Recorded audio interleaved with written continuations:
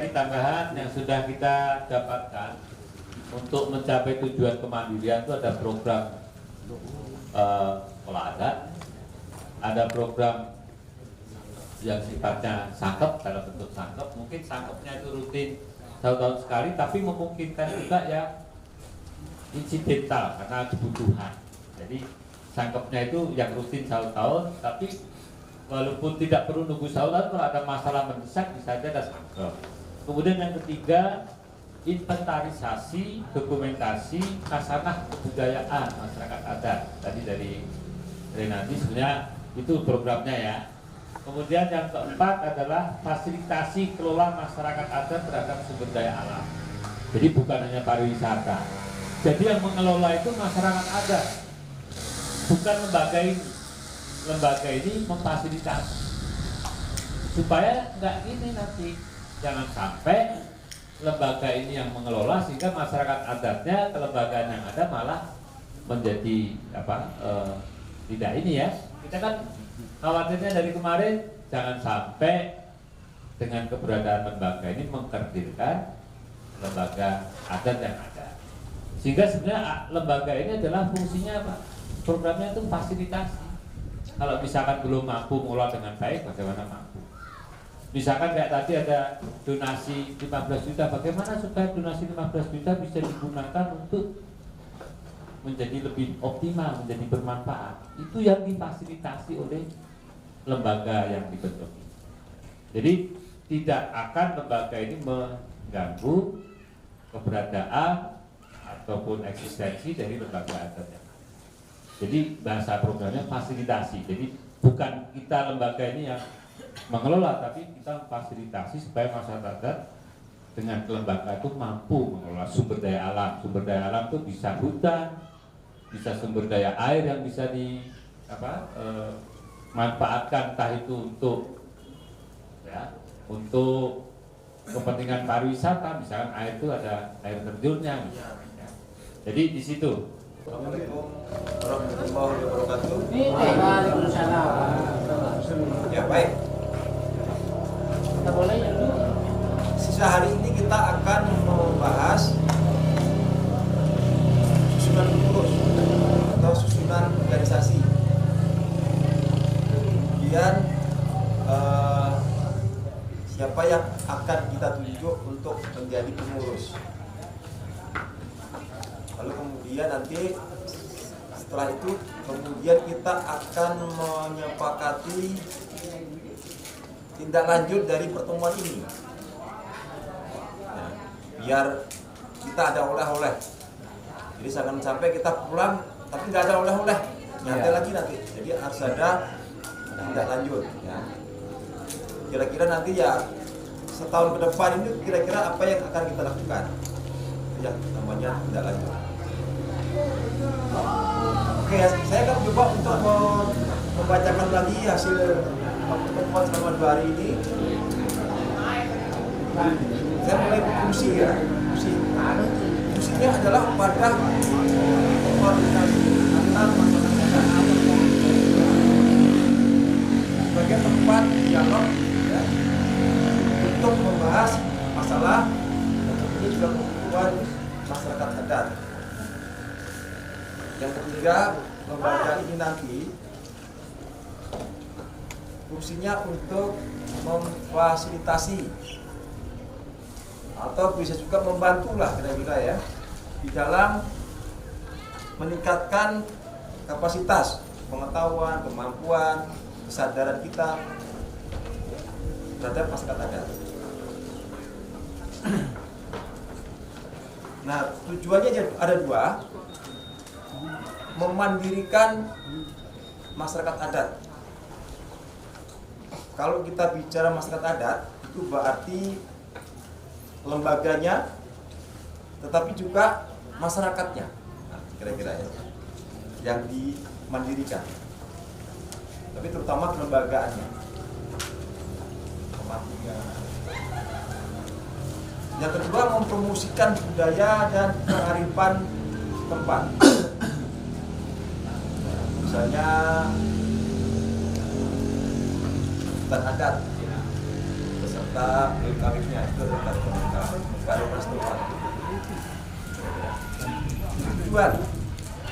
Lalu dari tujuan itu kemudian untuk mencapai tujuan itu, maka program-program kegiatan kita itu sebagai berikut. Tujuan pertama yang terkait dengan memandirikan masyarakat adat, tujuan kegiatannya, program dan kegiatannya adalah inventarisasi, itu berarti mengumpulkan, inventarisasi, mengumpulkan. Lalu istilahnya mendokumentasikan, istilahnya berarti disimpan, simpan. Ya juga, jadi mengumpulkan kemudian disimpan, ya juga dibuat film dan sebagainya, kira-kira seperti itu. Jadi mendokumentasikan khasanah budaya dan kearifan lokal atau kearifan setempat. Yang kedua, pengembangan perpustakaan. Yang ketiga, memberdayakan sekolah adat. Yang keempat, pertemuan atau sangkep antar masyarakat adat. Yang kelima, fasilitasi masyarakat adat dalam mengelola sumber daya alam. Itu program kegiatan untuk tujuan pertama, yaitu memandirikan masyarakat adat. Sedangkan program kegiatan kedua itu adalah festival adat. Yang ketiga, publikasi khasanah budaya dan kearifan lokal. Publikasi itu bagaimana orang tahu tentang kita biar tidak keliru. Selama ini kita dianggap sebagai penganut waktu telu atau waktu telu. Nah, itu bagaimana kita memberitahukan kepada orang luar tidak benar itu. Nah, itu yang disebut sebagai publikasi. Bisa kita buat buku, bisa buat film, bisa lewat wartawan, macam-macam, ya. Bisa lewat foto, caranya. Nah, itu program-program kita berdasarkan tujuan yang sudah kita sepakati. Nah, sekarang kita akan menyepakati susunan pengurus atau struktur lembaga ini. Nah, contoh aja ya, contoh. Jadi ini sempat muncul ya tadi. Ya. Tadi sempat muncul struktur atau susunan pengurus dari forum ini. Kira-kira seperti ini. Jadi ada ketua, ada sekretaris, ada bendahara, ada namanya divisi. Mungkin kalau namanya agak asing bisa dibuat yang lebih sederhana ya. Bahasa asing semua, bahasa turis. Terus barat. Nah, divisi-divisinya terdiri dari ada 4 kira-kira ya. Divisi ini berdasarkan program dan kegiatan tadi yang saya bacakan. Misalnya program pemberdayaan masyarakat adat, program divisi pemberdayaan. Lalu kemudian ada divisi namanya divisi dokumentasi. Dokumentasi. Termasuk Gas.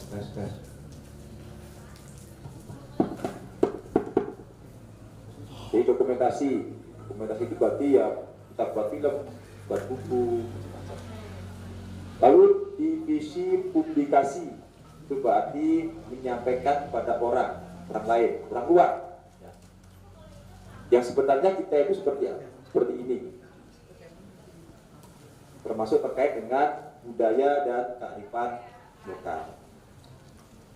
Yang terakhir pendidikan. Ini isinya ya, di situ ada pelatihan, mungkin ada studi banding, mungkin apa lagi yang sifatnya untuk memperkuat pengetahuan kita, ya, kemampuan kita dan sebagainya. Sekolah adat misalnya mau pendidikan apa? Jadi pendidikan ya, penguatan pendidikan.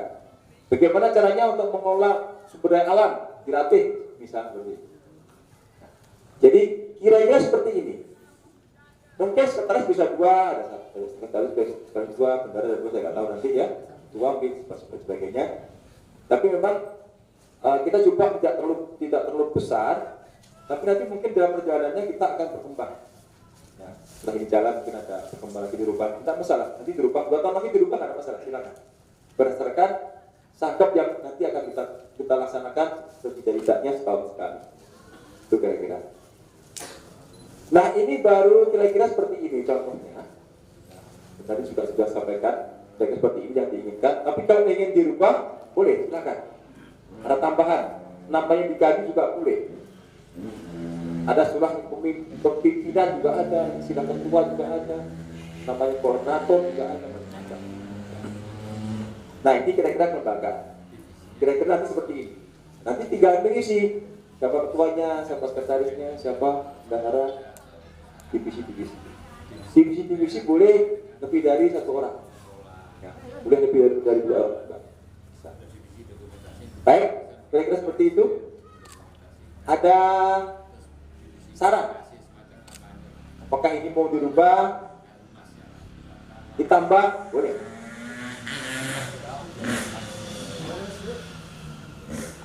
Nah, silakan.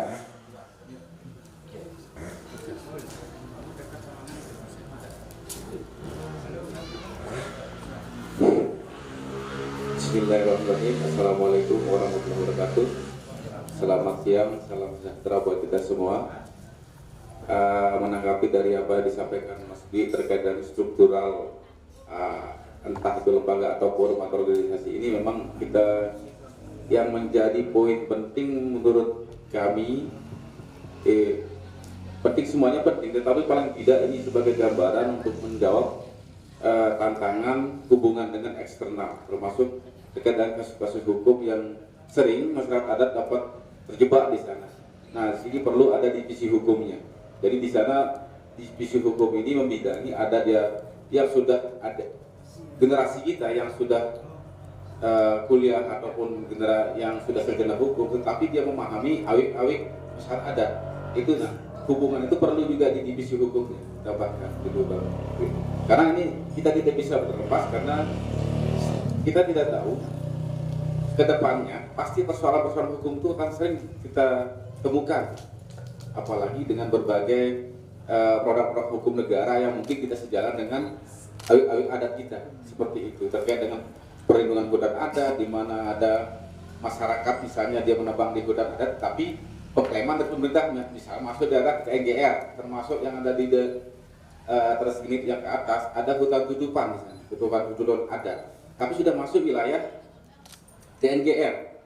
Nah ini jadi persoalan juga. Contoh kecil misalnya di Bumatar kemarin itu kan ada kasus juga ya. Tetapi ini harus kita lihat bahwa hukum ini juga penting dalam pengembangan atau pengembang masyarakat adat lain untuk menjaga dan melindungi masyarakat tokoh-tokoh adat kita dari berbagai kriminalisasi. Itu cuma cukup. Terima kasih. Assalamualaikum warahmatullahi wabarakatuh.